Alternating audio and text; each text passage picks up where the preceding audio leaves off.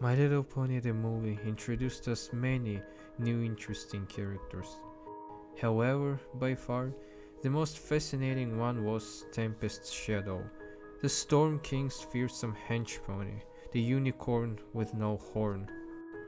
Today we will learn how a small pony from a small town somewhere in Equestria became the Storm King's commander, and what she's been through on her way to eventually lead the invasion of Canterlot.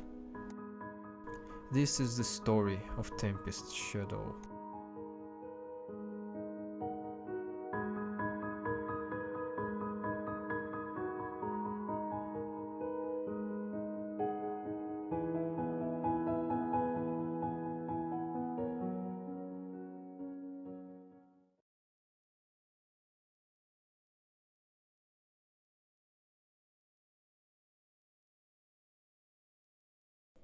We begin our journey in a small town somewhere in Equestria.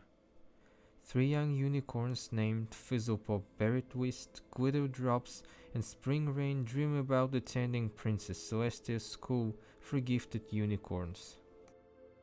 Living in Canterlot has always been little Fizzlepop's dream. One day, three friends practice their magic with a bow, but Glitterdrops and Springrain accidentally lose it in a dark cave. Fizzlepop, as the bravest one, ventures into the cave to bring the bow back. She gets attacked by a vicious Ursa Minor. Young Unicorn manages to escape, but the beast breaks her horn. And after that, the horn never grows back. It's lost forever for a young unicorn. Her magic becomes very unstable and dangerous, and she nearly hurts her friends. As a result of using her horn, Fizzlepop drifts apart from her friends.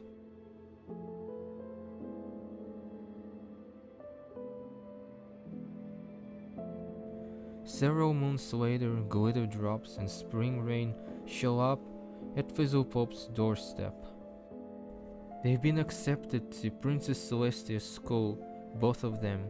Fizzlepop realizes that her dream to live and study in Canterlot is lost, most likely forever, and she has nothing left for her in Equestria, no dream, no friends, and no future. After nightfall, Young Pony leaves her hometown and decides to travel as far away as she can.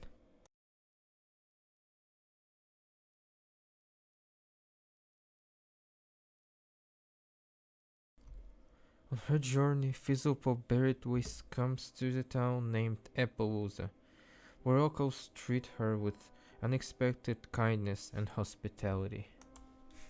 At a saloon named Salt Block, the pony introduces herself as Caramel Chip. The pony named Tumblewood offers her to travel with him all the way to Vancouver, but Fizzlepop accidentally exposes her broken horn. Feeling embarrassed for her disability, she quickly leaves Appaloosa.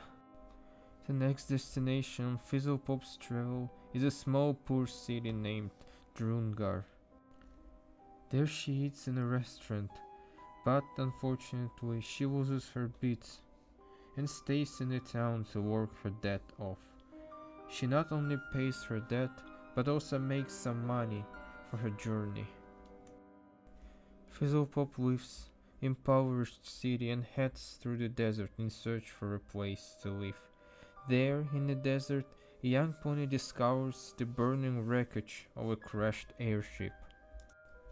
She finds a gemstone called the Misfortune Malachite. Just then, another aircraft appears.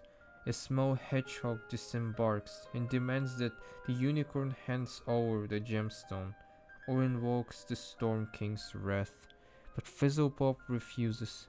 Other large creatures with white fur appear, but eventually the pony manages to escape into the desert.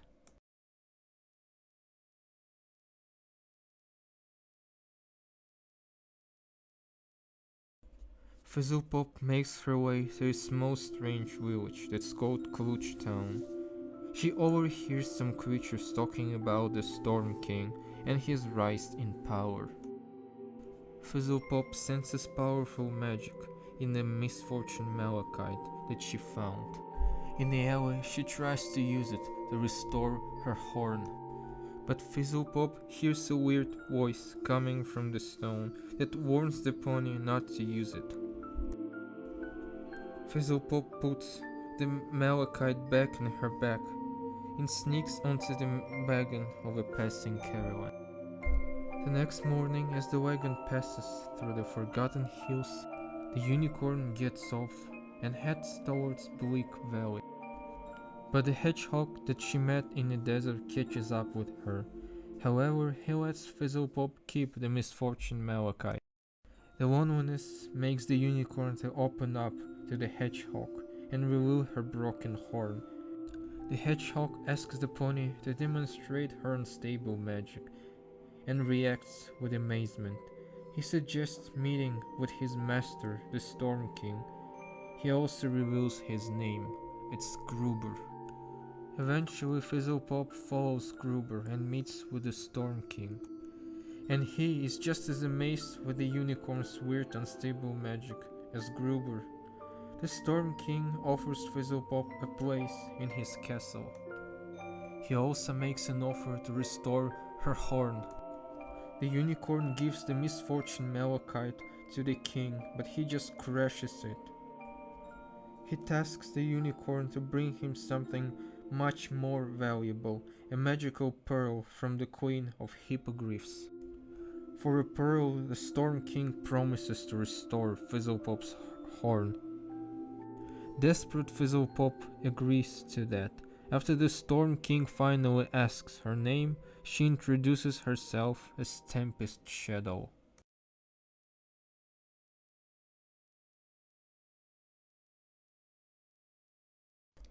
Tempest sets out for the Hippogriff Kingdom, alongside Gruber and a battalion of the Storm King's soldiers.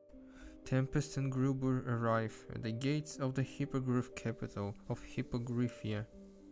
They introduce themselves as Cherry Pie and Mort respectively and pretend to be lost travelers in need of a place to stay. The guards led them into the castle. After a warm meal, both of them meet Queen Noah, the ruler of Hippogriffia. The queen allows the supposed travelers to stay overnight in Hippogriffia. Tempest notices the pearl near the queen's throne. In the middle of the night, Tempest puts her plan into action. She tells Gruber to wait by the city gates while she's stealing the pearl. Tempest sneaks into the Queen Noah's bedroom and tries to steal the pearl, but Noah awakens. Tempest flees the castle, and guards pursue her. Tempest and Gruber are cornered by the city guards at the city gate, but the storm creatures arrive and the battle with Hippogriffs starts. Tempest returns to the king, however she didn't manage to bring the pearl to him. To make it up for the Storm King, Tempest Shadow suggests something even better and more powerful than the Pearl of the Hippogriffs.